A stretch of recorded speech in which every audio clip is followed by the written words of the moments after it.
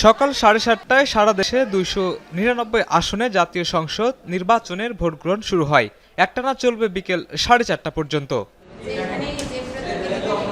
রাজধানীতে সকাল থেকে ভোট কেন্দ্রগুলোতে উপস্থিত হন ভোটাররা। প্রায় দেড় যুগ পর সুষ্ঠু, সুন্দর ও মুক্ত পরিবেশে ভোট দিতে পেরে সন্তুষ্ট ভোটাররা।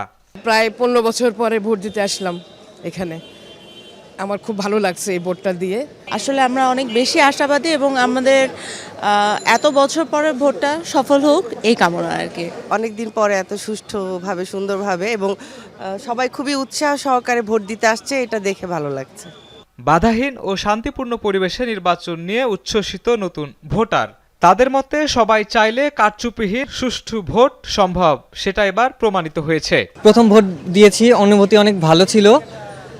এখন পরিবেশটা অনেক ঠান্ডা, যার কারণে সবাই একসাথে ভালো একটা পরিবেশে ভোট দিতে পারছি। এই বছরই প্রথম আমি ভোটার হওয়ার পরে আর ভোট দেওয়ার সুযোগ হয়নি, তো মানে একদম ঠিক মনে হচ্ছে ছোটবেলায় ফিরে গেছি, সেই ঈদ ফিলিংস একটা।